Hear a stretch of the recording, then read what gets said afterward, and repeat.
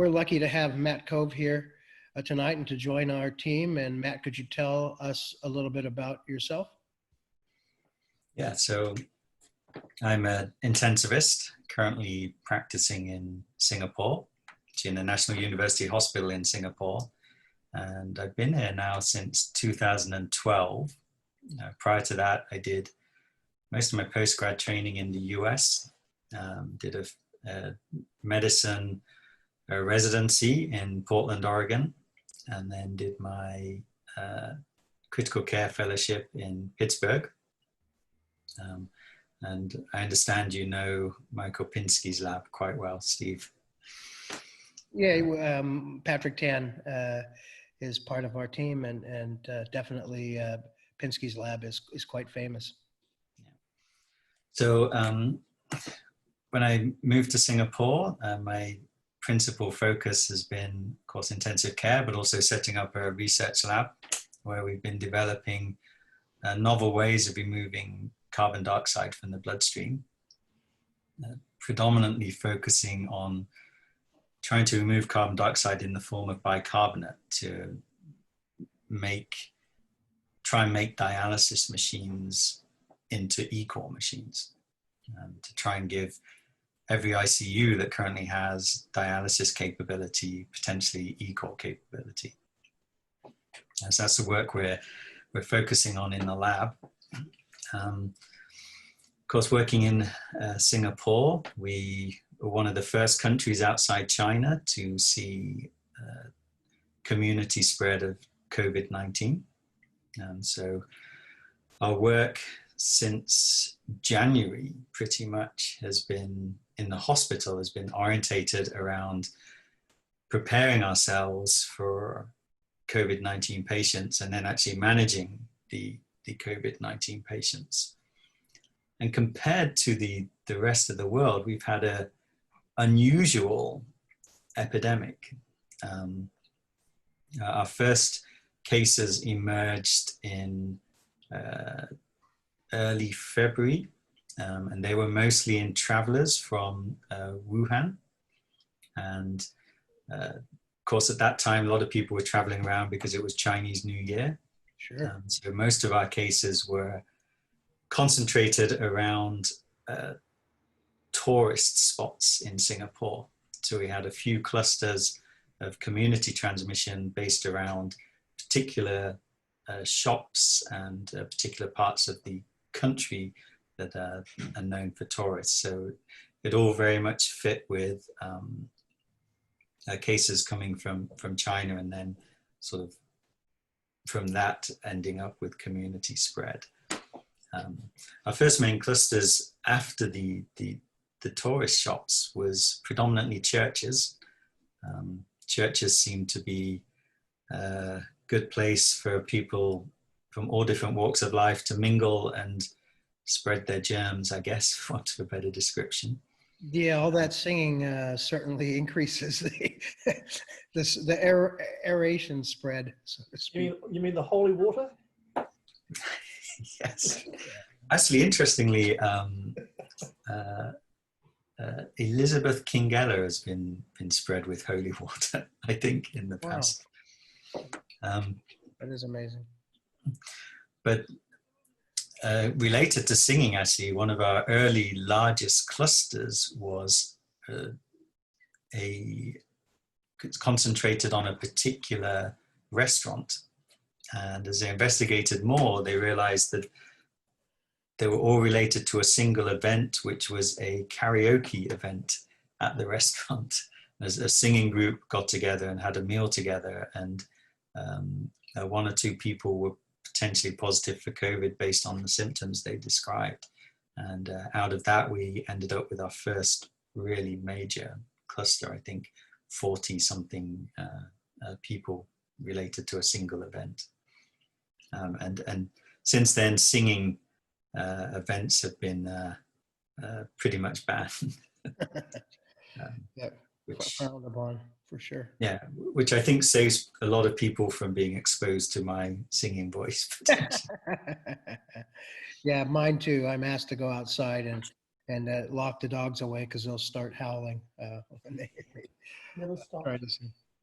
So I mentioned earlier that we have come to the conclusion, at least with the previous guys, that mechanical ventilation really, once the decision to intubate and ventilate occurs, that patients are being heavily sedated and heavily, well, they're paralyzed and sedated for around a period of a week. And again, that seems to be the course.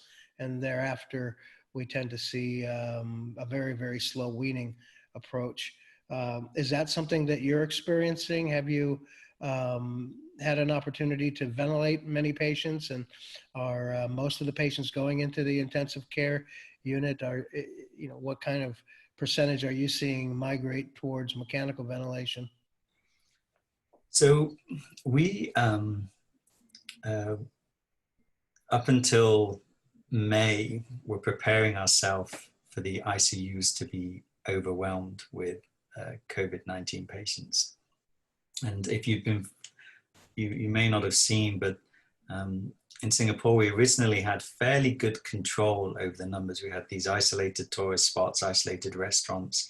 We were able to contact trace, keep the numbers down.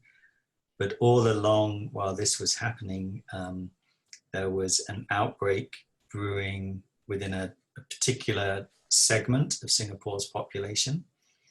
And one of the things in Singapore with our workforce, because we're a fairly small country, fairly small population, we have a lot of migrant workers.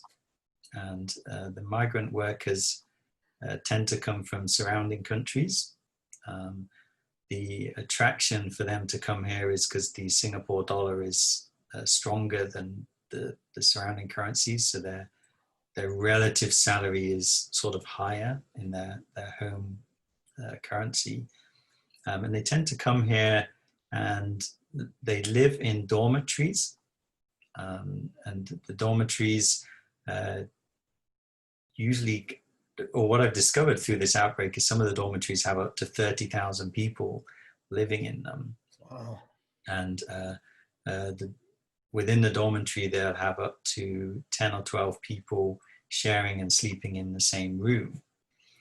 And once COVID-19 got into that environment, that's where our numbers really took off. Wow. And we went from 10 cases a day to 2,000 cases a day. And currently we have over 40,000 confirmed cases. We're getting very close to 45,000. But because of the nature of our outbreak, and most of the cases being within this migrant worker population, the thing about the migrant workers is they're all young and they're all fairly healthy. And we were initially looking at our numbers of new cases and looking at the rest of the world's experience and thinking, okay, 5 to 10% of these 2,000 a day cases end up in ICU. That's a lot of ICU patients. So we restructured all our hospitals to massively expand our ICU capability. And at the end of it, in total, I think island-wide, we've had less than 150 ICU cases, despite having close to 45,000 confirmed cases. And we've only had 26 deaths. So wow. 26 deaths out of close to 45,000 COVID-19 cases, which is actually pretty amazing. Yeah, very good, a very good number. Yeah.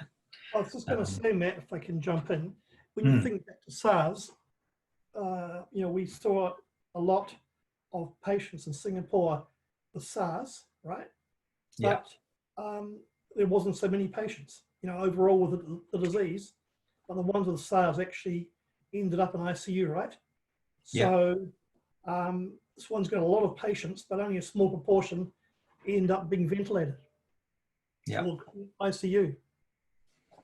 Yeah. And actually the SARS experience, I think, is what why Singapore as a country really got out ahead. When the first reports came out of Wuhan, we were already starting a temperature screening, preparing the hospitals with temperature screening on the entrances and exits, and limiting patient visitors and things like that. So even just going to the shopping mall, you had to have your temperature screened.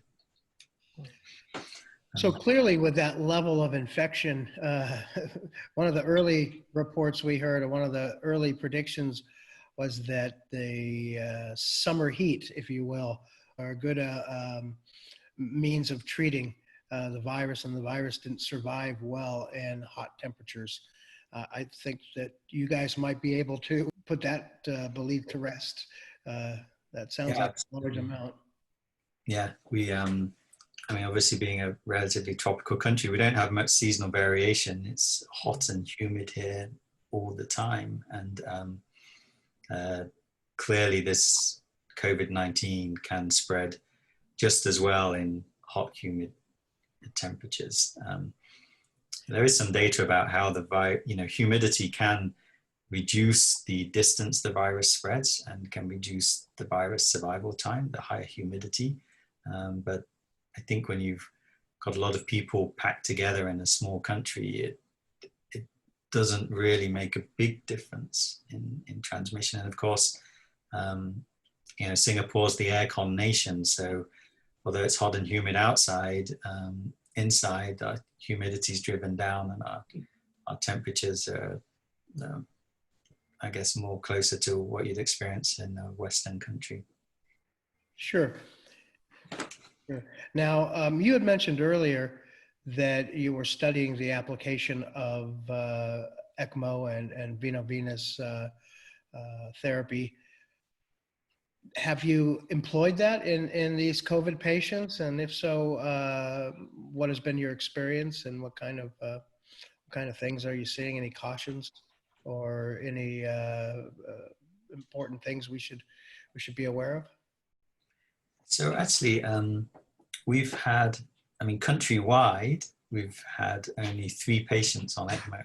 Only 3 COVID-19 patients were placed on ECMO. 2 of those were at our hospital, and both survived. The ECMO run wasn't particularly unusual compared to any other viral ARDS patient.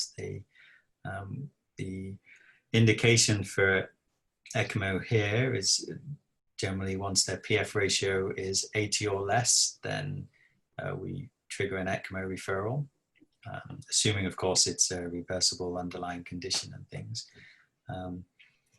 The experience here, of course, because we're a small country, no hospital is more than 10 or 15 minutes away from another hospital. So although we only have 2 ECMO centers, we can still wait till the PF ratio is 80, because it doesn't take much to put the team in the back of an ambulance and go and cannulate the patient and then bring them back here.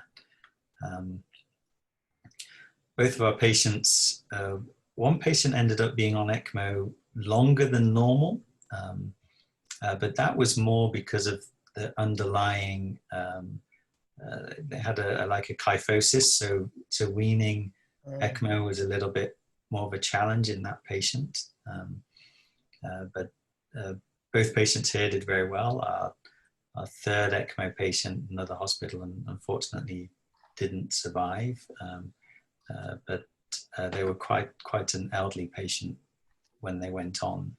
And we know from all the ECMO data, once you're getting into the 70 plus age range, going on ECMO doesn't necessarily guarantee a good outcome.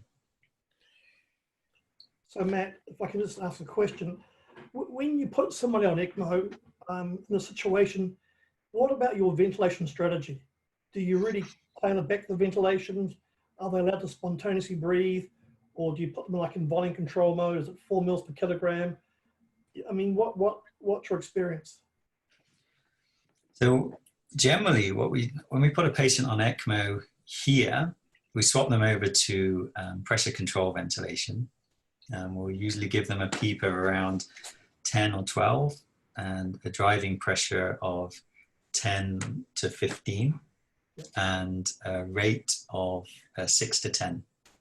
And we essentially just say we're not going to use the lung to ventilate or oxygenate. We're just going to keep the lungs moving a little bit. So it's a bit like Gattinoni's original work, right? LFPPV, really, isn't it? It's just but in many ways, it's even more aggressive than that. You can, the beauty of ECMO is you can be more aggressive with the ventilator settings. And of course, the patients with really bad ARDS, you put them on pressure control 10 or 15, and the tidal volume may only be 80 mils. I've had many patients on ECMO where the first few days, the tidal volumes are less than 100 mils for each breath.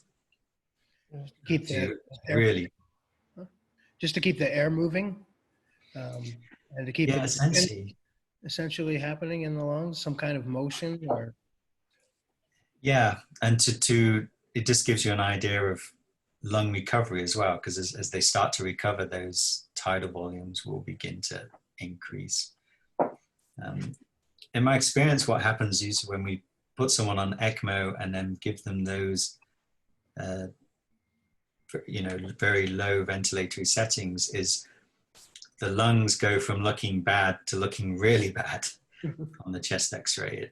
And I think there's a few reasons for that. Obviously, we're no longer getting it really much tidal recruitment. And the other thing is, of course, if we've got a sweep gas running through the ECMO circuit, we're also washing out nitrogen, because there's no nitrogen in the sweep gas, it's pure oxygen. I think we get some nitrogen washout, which adds to the initial de-recruitment that you sort of see when someone goes on to ECMO. And in general, once they're on ECMO, the other thing we do is connect a CRRT circuit up to the ECMO circuit and then start pulling off volume. So usually by the time you get the ECMO referral, the patient's got a lot of extra fluid on board. And resting the lungs and pulling off the volume, usually within 5 to 7 days, you're starting to see the tidal volumes improve on the pressure control settings. And the chest x-ray starts to improve, and you start thinking about a weaning trial for the ECMO. And in that way, COVID-19 hasn't really behaved any differently to any other viral pneumonia that creates ARDS bad enough to require ECMO. Certainly not in our 3 cases. Granted, compared to the other centers around the world, we've got off fairly lucky in that respect. And Matt, have you been using any low flow ECO in these patients? No, so our access to low flow ECO stopped when Baxter stopped shipping their Prismalung, which was just over a year ago. We're currently, we've been waiting for the new Prismalung to come out. That's going to be a larger membrane, should hopefully be able to remove more CO2. And we're starting to explore Braun's product. Braun's CRT ECO machine is now licensed in Singapore. We just started talking to Braun to understand a bit more about how much CO2 they can remove. But what we found in our experience with the low flow CO2 devices, in using them in our ICU, is if your device can't remove much more than 100 mils of CO2 a minute, then the benefit of the device is really unclear, because I certainly found with the Prismalung, which could only remove about 50 to 60 mils of CO2 a minute, really that didn't allow me to get the tidal volume down for my ARDS patients below 4 mils per kg ideal body weight. And in that respect, I felt like I wasn't doing anything more that I could do without Prismalung. You know, the main difference is the CO2 was still high, but not as high. Really, I think for the ECO device to be a benefit beyond what we currently do with our conventional ventilation is to be able to get us lower our tidal volume even below that, and almost getting close to dead space ventilation plus a little bit of extra to the alveolus.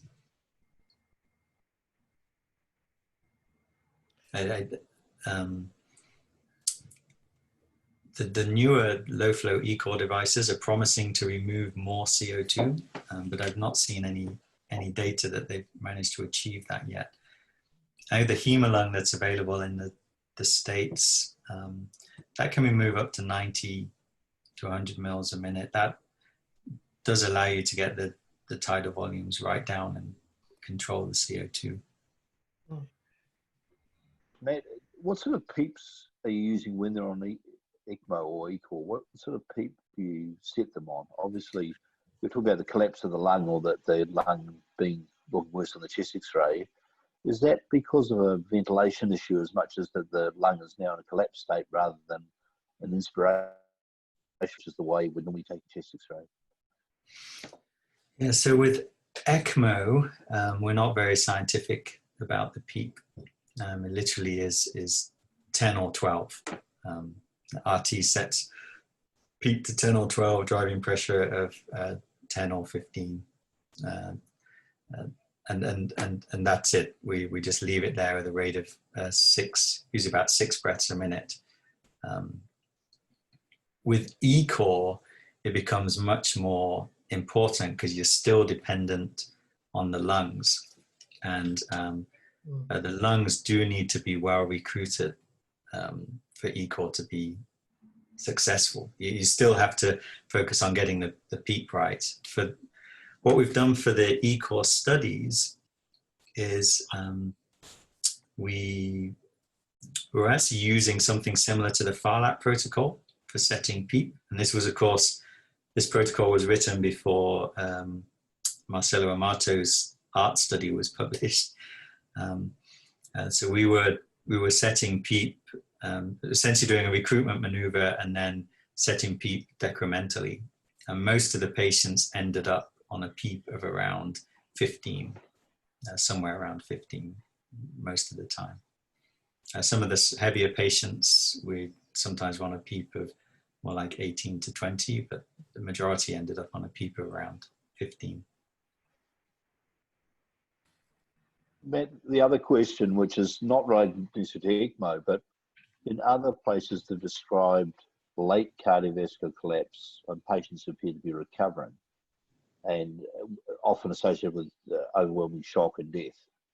I get the impression from Singapore, from Eng Fong, that has not happened in your cohort of patients, and I wondered if you had any thoughts about why that didn't occur. Your analysis that perhaps is because they're young, fit, healthy patients, I think is true, that those are a selected group. They're very fit and healthy. You can't be in Singapore as an immigrant worker unless you're fit and healthy. But it would seem that in other places, young, fit, healthy people in the recovery phase sometimes just become overwhelmingly shocked and die. And I don't think that's occurred in Singapore to any large extent. And I wondered if you thought that was to do with genetics or the way you're treating them, or what the reason was. So we haven't seen that in the ICU, but we have had some sudden deaths outside the hospital in these patients that have been essentially the out of hospital sudden deaths have all been on post-mortem labeled as ischemic heart disease, MIs. And on top of that, I've had a few patients come through the ICU, not with COVID-19 ARDS, but young patients with strokes, and no major risk factors. And then we think we better test this patient for COVID-19, and they're positive for COVID-19. So we've had a few unexplained strokes in young patients that have subsequently, on testing, been positive for COVID-19.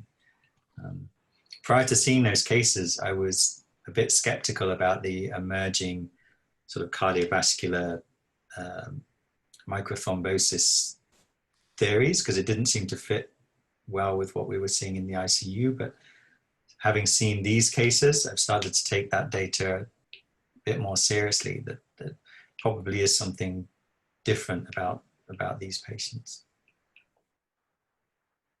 And it made me think that maybe what we're sort of seeing in coming out of some of the US reports of these late collapses in patients who appear to be recovering from their pneumonia is that maybe these are driven by cardiac events.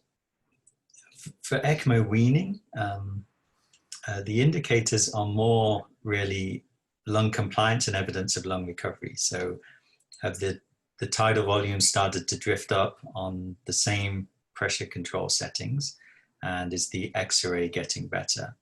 And we don't really look at things like PF ratio, because all the patients are put on the 30% or 35% oxygen on the ventilator, and the arterial oxygenation is really dependent on the circuit flow rates and the patient's cardiac output, and how the two match to each other. So when we think the patient's getting pulmonary recovery, then what we'll do is move them onto ventilator settings that we think we'd be happy with, which is usually going to volume control, putting them on 6 mils per kg, or if they're spontaneously breathing, putting them on pressure support and giving them 40, sometimes 50, but 40 or 50% oxygen. And they look comfortable, then turn down the sweep gas and see how they do. And then check a blood gas after an hour or two. And if they seem to be doing okay on ventilator settings that we're happy aren't injuring the lungs, then we'll decannulate the patient. And if they fail, then we put them back on the rest settings, turn the sweep gas back on, and wait another day. Usually try and pull a bit more fluid off, and then try again the next day. So when you're ventilating these patients, what's the IE ratio? Is it like 1 to 1 or 1 to 2? When they're on ECMO? Yes. It'll be something like 1 to 7 or something. The rate is usually set at 6. So they have quite a short eye time overall. Yeah, eye time is usually around 0.9 or 1 second. Yeah. So no time to volume. No tidal volume. Yes, yes. No time to volume, right? I've had ECMO patients with a tidal volume of 60 mils. That's right. Which is frightening the first few times you do it, but it does recover. I've worked in other centers during my career where the goal has been to maintain 6 mils per kg on ECMO. And I have to say the lungs don't seem to do as well. No. Because the reason they're on ECMO is because they've got horrible ARDS already, and 6 mils per kg can give you really high airway pressures. Yeah, you're not resting them, I guess. Exactly, yeah. Interesting. So are things getting better in Singapore, or are you at a steady state, or where do you guys find yourself? We're sort of in a steady state trying to open up the economy. And so we had got our community transmission rate down to single digits per day. As we've started to open up, allow people to go back to work, opened up non-essential businesses, we're entering double digit 10 to 20 cases per day. And we'll probably settle out around 20 or 30 cases a day. And I think overall that seems to be a reasonable trade-off for a higher level of economic activity. Sure. We had talked about the idea that in some cases in the US, patients were afraid of potentially getting COVID, so they would stay away from the hospital, so that when they did present in the emergency room, there was a potential to see these patients in a sicker state, or a further, in a state that is further progressed. Is that something that the migrant workers are, have a inclination towards, or is that just not anything that you're seeing? We're seeing it, maybe not so much with people who have potential COVID symptoms, but people who have other symptoms. For example, MIs presenting late, strokes presenting late. We're having a lot more people presenting with stroke symptoms outside the intervention windows. I don't think we've managed to publish anything yet from Singapore, but I saw some Hong Kong data on their MI presentations, and they'd seen the same thing, that people were presenting, instead of within an hour of the onset of symptoms, were presenting more like 300 plus minutes after the onset of symptoms. And not only that, but the door to cath time was longer because of all the extra steps you're having to take, because the patient's potentially COVID positive. And so we've probably seen more of that, the impact in non-COVID related healthcare. Man, we've had a similar thing with non-compliance with hospital attendants, not attending outpatients and inpatient requirements.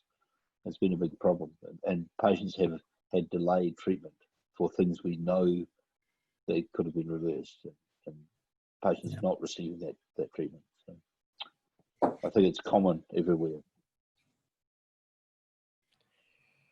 And of course, I think other countries have followed similar policies. When we were preparing our hospitals for COVID-19 patients, we reduced our outpatient clinics and tried to reduce the number of people flowing through the hospital for outpatient clinics and things. And I think in the short term, probably doesn't have much impact, but after 3 or 4 months, you start to get a cumulative effect of not following up, not refilling, not having their creatinine checked if they're on their ACE inhibitors and things like that.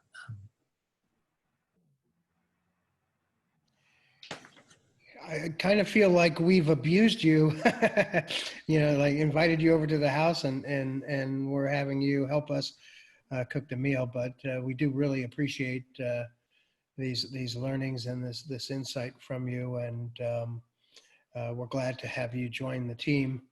And we're again essentially picking subjects that we feel are important for mechanical ventilation, and trying to raise awareness, regarding the various things that people are facing in mechanical ventilation, not only with COVID-19, but also in general, in the general care of mechanically ventilated patients.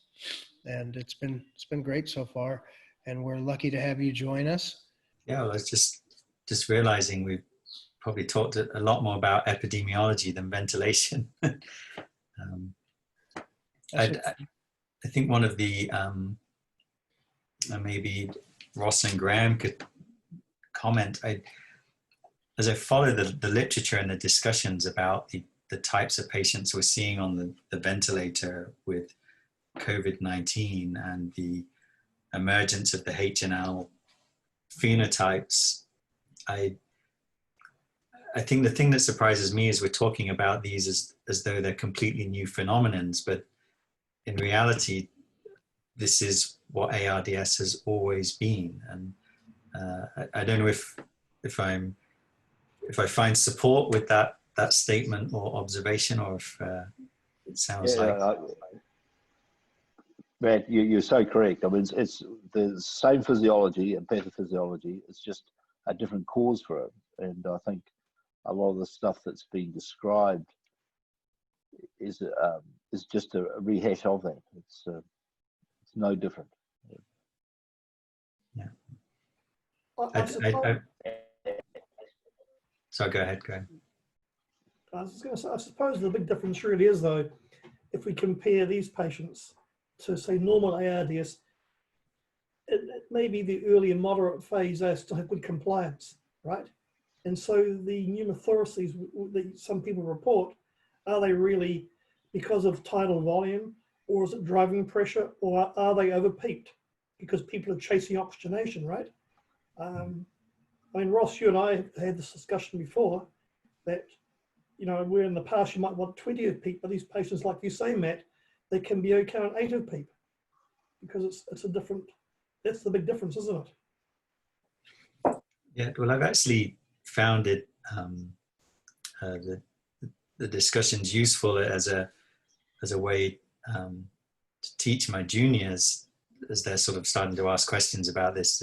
They see these things cropping up, is that the ARDSnet protocol is probably a bit orientated towards a more sort of inflammatory type ARDS where you've got recruitable lung, but not all ARDS is like that. And the key is to recognize when you have a patient that's not recruiting and modify your strategy, because following a strategy that's aimed to recruit the lung when your lung's not recruitable, you can actually create damage.